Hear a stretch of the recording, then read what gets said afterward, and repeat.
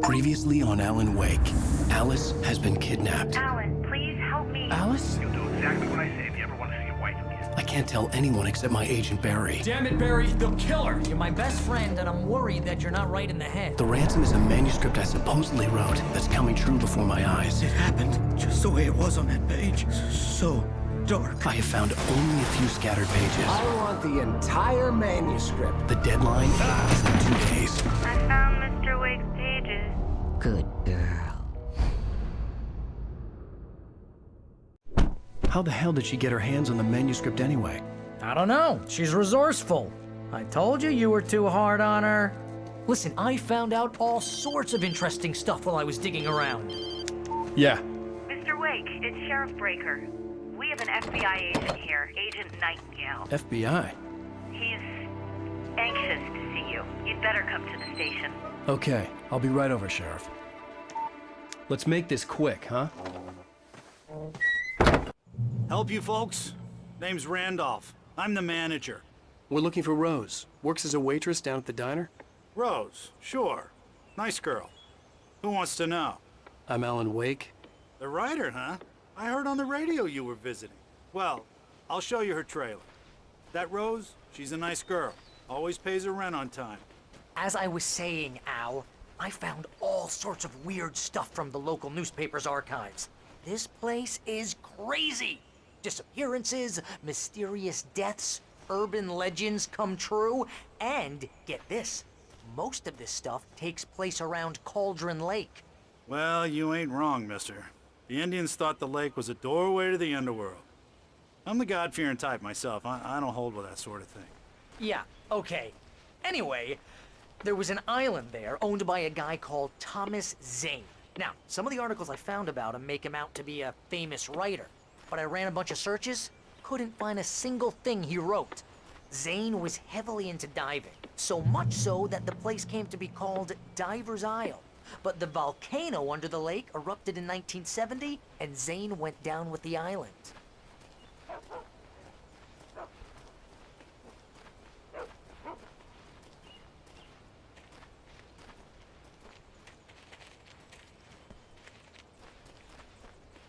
Yeah, how about that?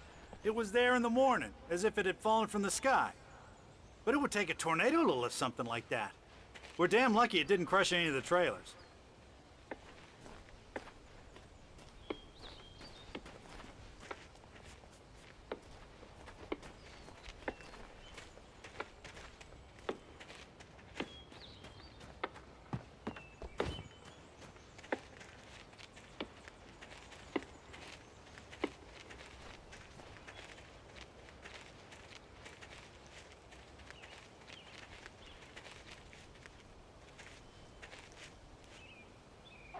It gets better. A local girl, Barbara Jagger, drowned in Cauldron Lake just a week earlier. They were lovers. Sure, Jagger's a local spook story. The Scratching Hag comes for you in the dark. Childish stuff like that. Anyway, Al, I'm just getting to the best part. All of the articles about this stuff were written by Cynthia Weaver. I asked around, and she's that crazy bag lady you met. What, the lamp lady? She can be a little loopy, but she's not homeless or anything. Yeah, anyway, she knew both Jagger and Zane before they both died, and she had some kind of a breakdown.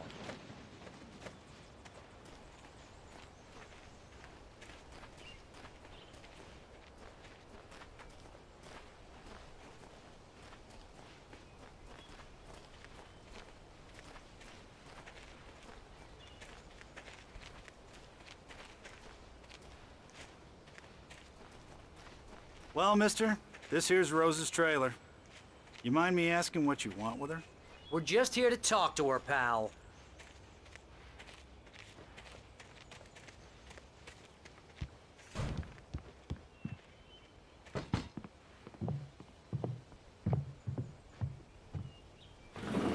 Welcome to... Oh dear, Mr. Wake. I'm so glad you're here. Rose, you have my manuscript? Oh. Oh yes. Yes. Please, come in.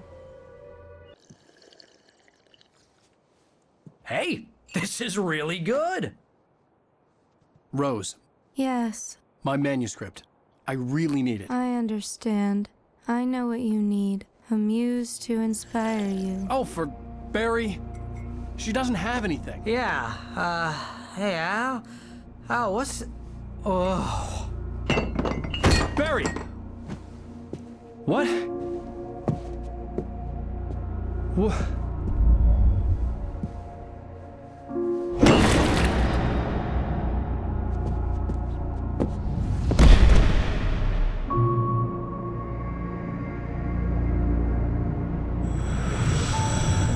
It's coming for you, hiding in my barber's skin. I'm too weak to stop it. You must turn the lights on. I promised I'd come visit you and your lovely wife. You must finish what you started. I insist. You must turn the lights on.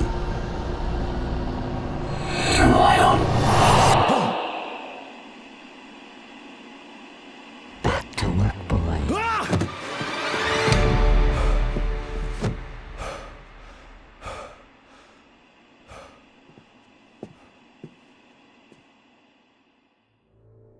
I felt nauseous, hungover. Only anger kept me going. I can't tell reality from dream anymore, but it seems I have an imaginary editor to help me. She's an old woman in a funeral dress. I call her Barbara Jagger.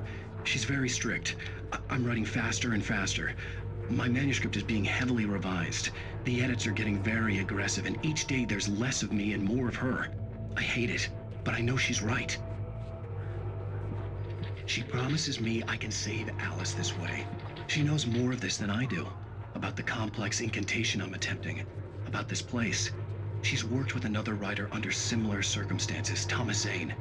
The genre of the story seems to be shifting. It's turning into a horror story. I'm getting close. I can feel it. Rose took a day from me. I had less than 12 hours left to meet the kidnapper. All I could do was get Barry into the car, work something out once I got on the road. Welcome to the Oh Dear Diner. What can I get you today? Coffee? I couldn't work up much hate for Rose. Something had used her to get to me and left its mark. First refill is free. Milk and sugar on the counter there. Would you like to hear today's specials? Thank you. A nice day. Come back soon. Barry was out of it. He was way too heavy to carry. You're right. Deserve more money. I'm so handsome.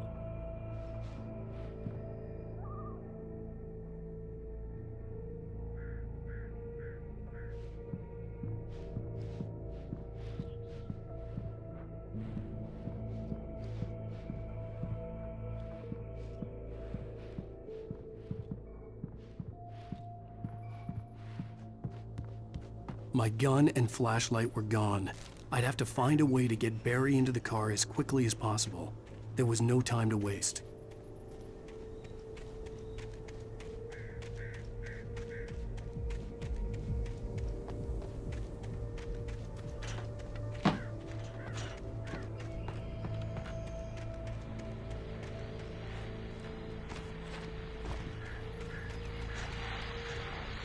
I just stepped outside to catch a breath of fresh air. Let me tell you, the weather's getting heavy. Nights like this make me especially glad I'm here talking to you and not home in bed. Once the weather takes a turn like this, I can't sleep at all. It's all tangled bed sheets and dark thoughts, punctuated by the occasional plunge into nightmare.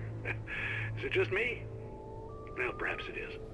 But I hope I can make the night a little bit easier to get through. Caller, you're on KBF FM. Hey, Pat, it's Walt Snyder. What's on your mind, Walt? Well, I ain't the way you are, but, well, I can't sleep either, you know? I just been staring out the window here, trying to make sense of it all, but, I ain't been drinking either, you know? I just... Well, you sound like a man with a problem, Walt. I had argument with Danny, and, then I got in trouble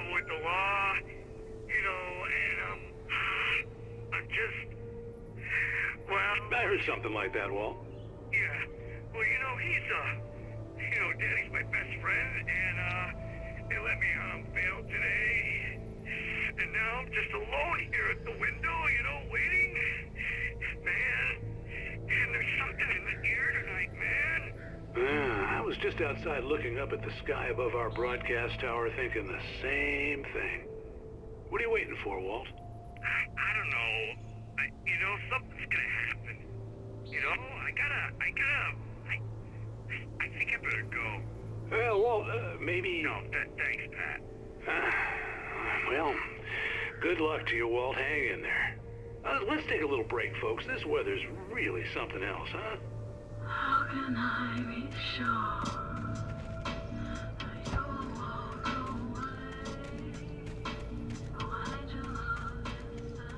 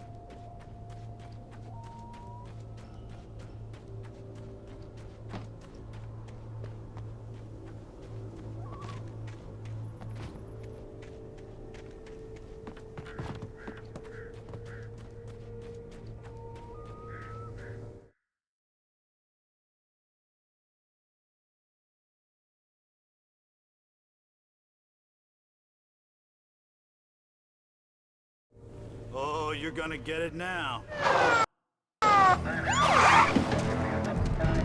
God knows what you've done to that poor girl. This is Agent Nightingale, FBI! Get him up, Hemingway! You're under arrest! You move a muscle, I'll unload right in your goddamn face! Stay right where you are, Slane!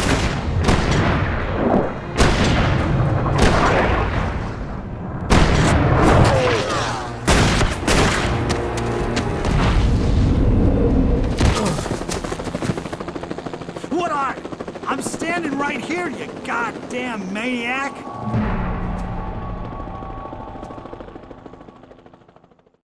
I hated to leave Barry behind, but there was no way I'd miss my appointment with the kidnapper. Give it up, Mr. Wake! Come on!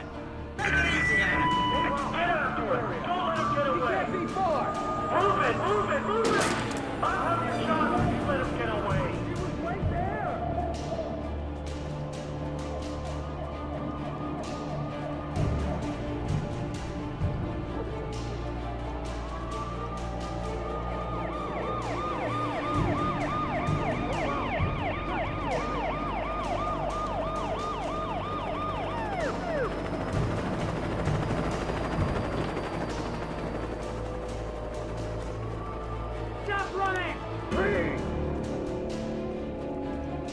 Okay, men, keep your eyes peeled. He's gonna try to make it through here.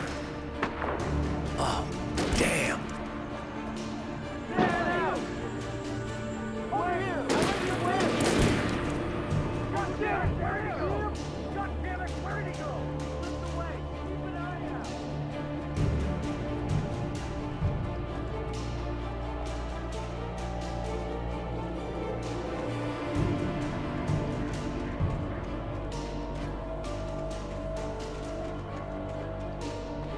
He's gone. Come on, guys. We need to head him off.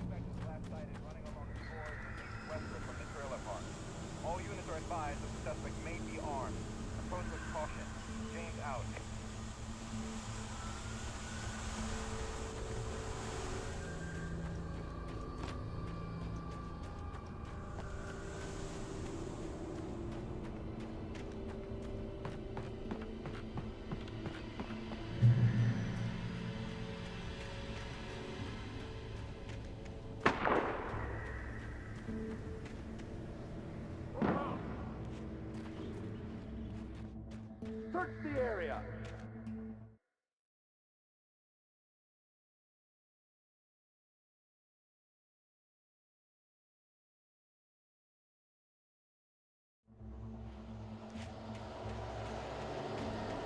Stay sharp. This way. Over here. Hey, who's that?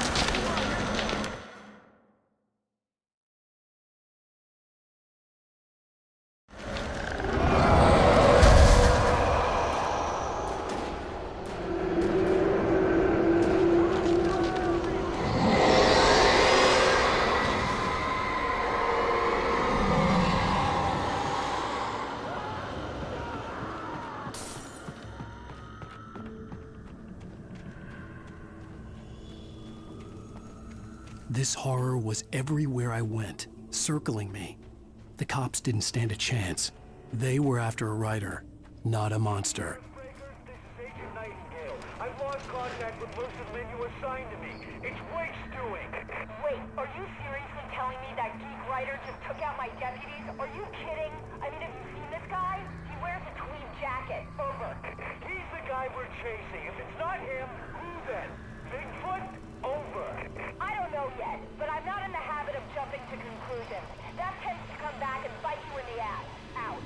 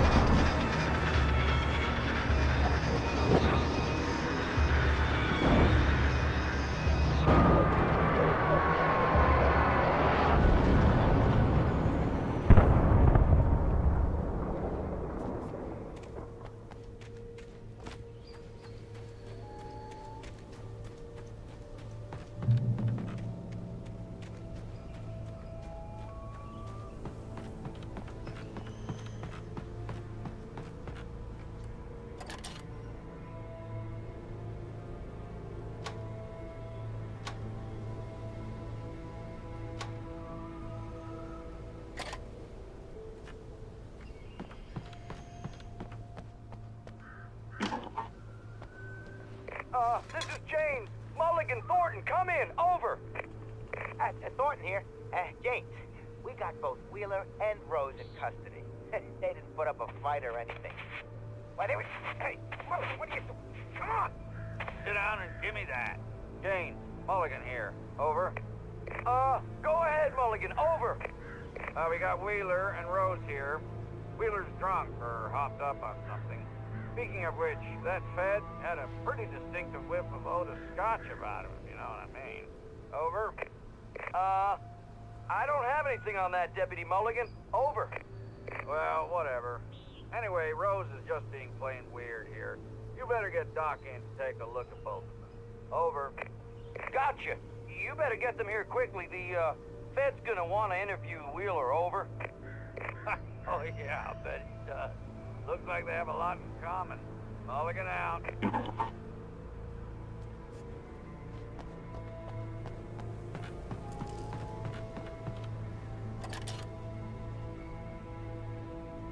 I could see the lights of the radio station in the distance.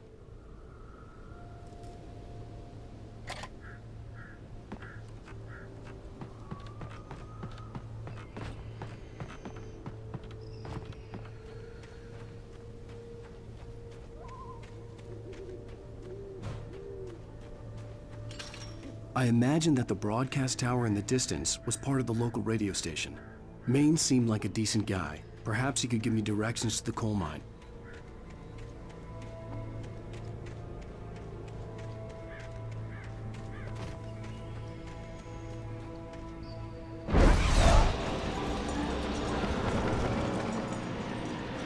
Unnatural shadows clung to the gate. The darkness that was after me was trying to stop. I wouldn't get through it.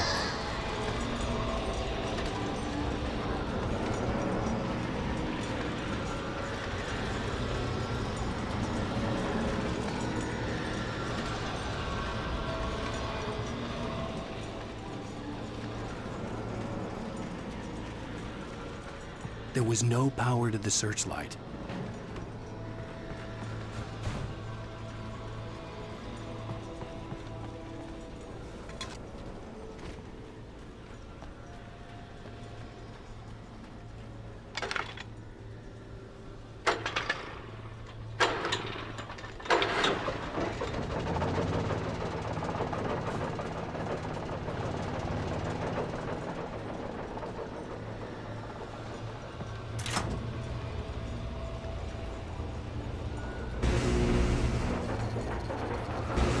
The old generator conked out.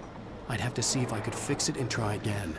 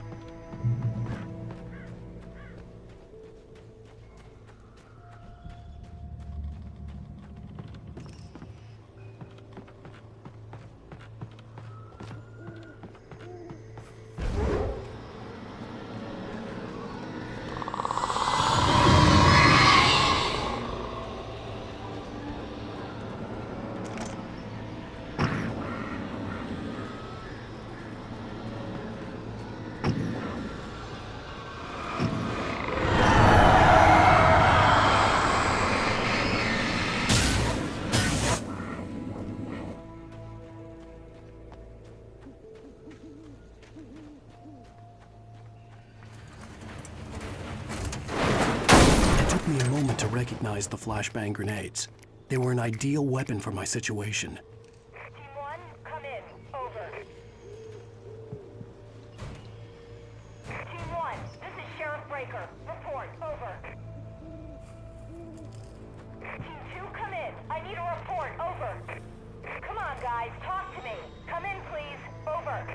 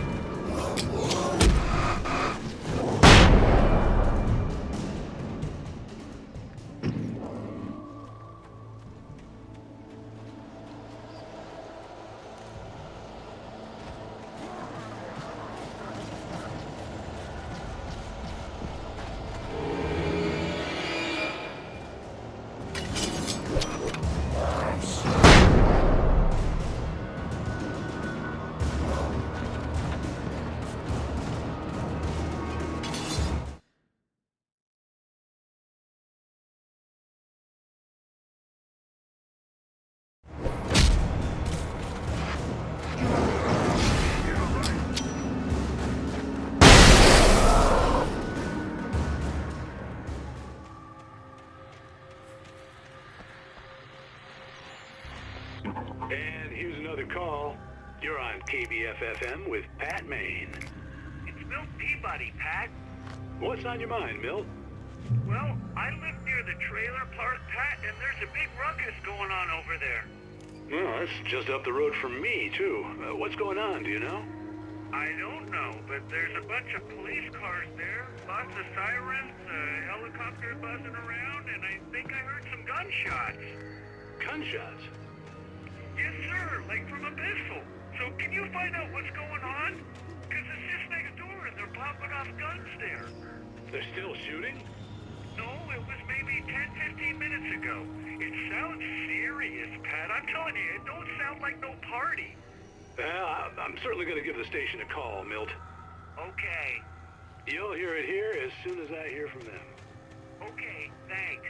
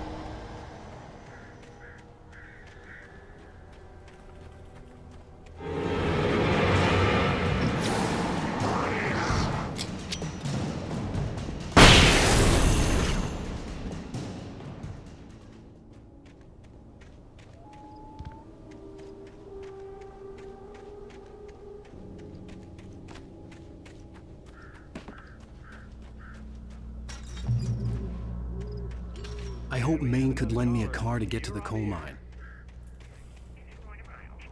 Oh, why, hello, Lorna. What do you have for us?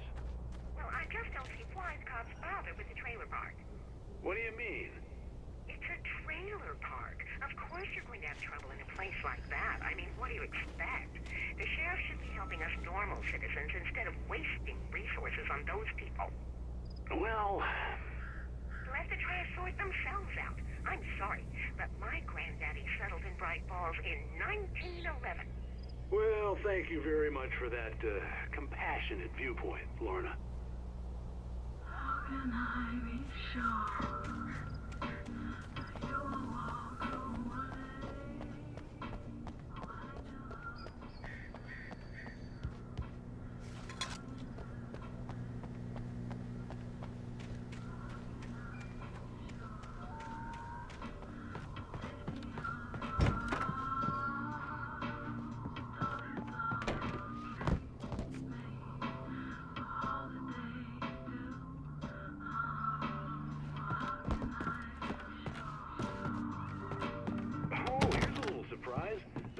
Writer Alan Wake just walked in. Folks, I'm going to see if I can talk him into an interview. Come on in, Mr. Wake. Oh, I'm so glad you could find the time to do this, Mr. Wake. Nowhere to run now, Dan Brown. You back away from me. Don't hurt. Whoa. Everyone calm down. Put the gun down. We're all friends here, right? Cool your jets, Nightingale. We got him. What the hell's the matter with you? There's a civilian in there.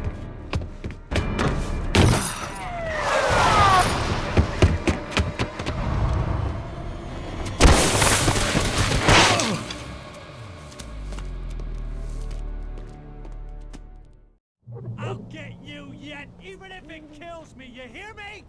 You hear me, H.P. Lovecraft? I had fallen off so many cliffs it was ridiculous. That's what you get for naming a book The Sudden Stop. It was probably good I hadn't had the chance to tell Maine where I was going. I'd have to lose the cops and find my own way to the mine.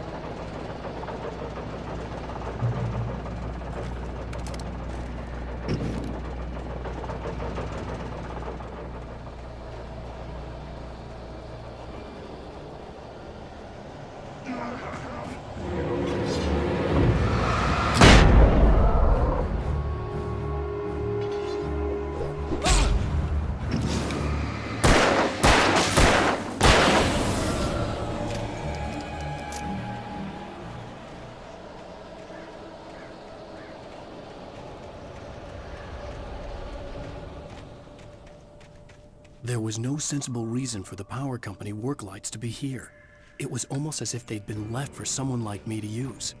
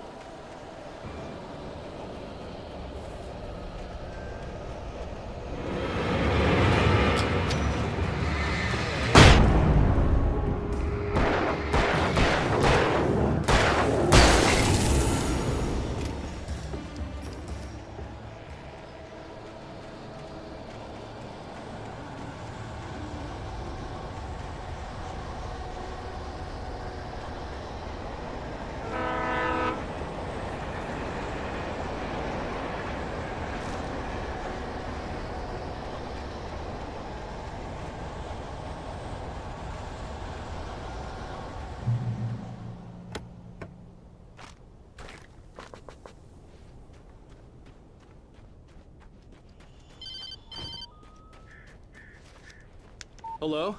He's the most stubborn man I've ever met. Alice? Alice? Alan, I'm so afraid. He keeps me in the dark. Please help me. I look at you, Alan, and it's not you. Something else. Looking out from behind your eyes. Alice, I'm here. I'm so alone here. It's all gonna go to hell. You need to be careful. Cooperate. The connection had been terrible, but that wasn't the only thing that hadn't been right with the call. She sounded wrong somehow, but she had called me.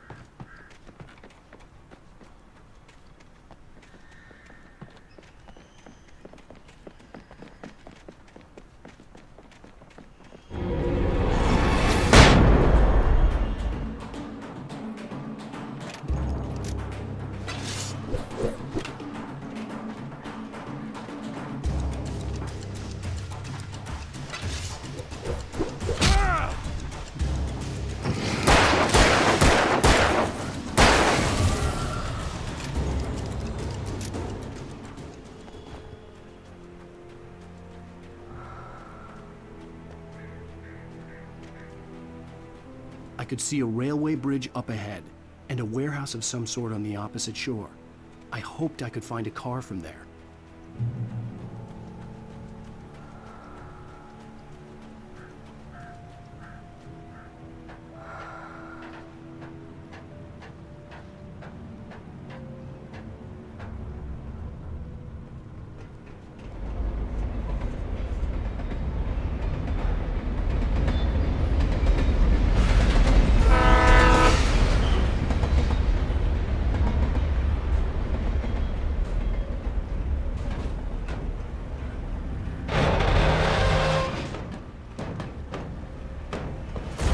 That was pursuing me was growing stronger, and it was taking over everything in its path.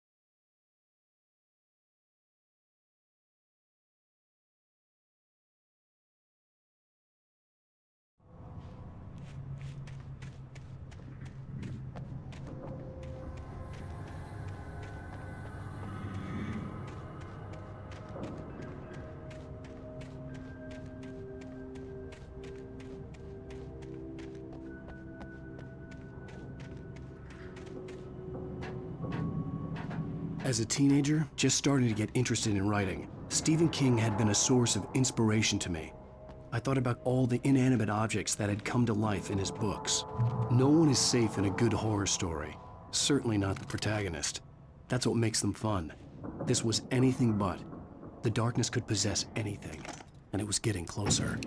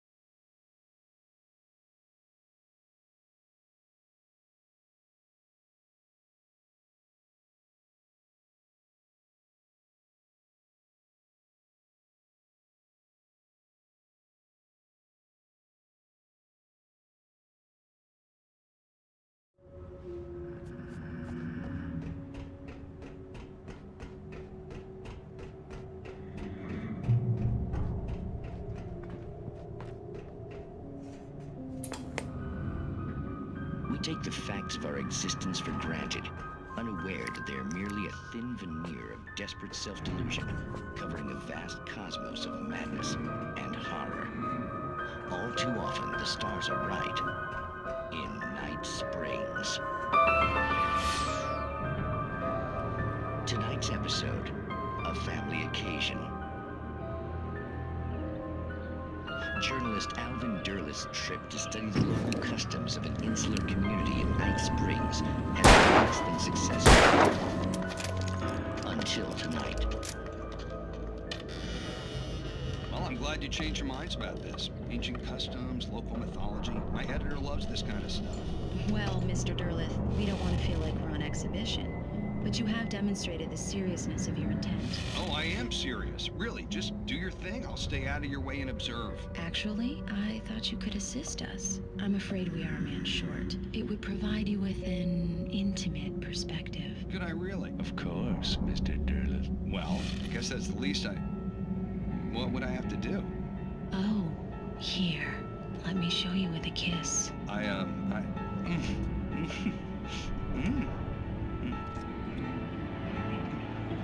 What did you...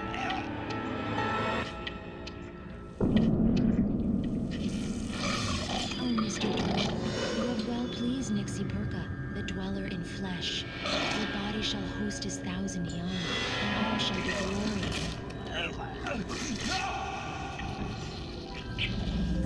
Shh, darling, be calm. Shh. Alvin Derleth learned a harsh lesson. If you go looking for mythology, it may come looking for you. And such quests always bear fruit. Night Springs.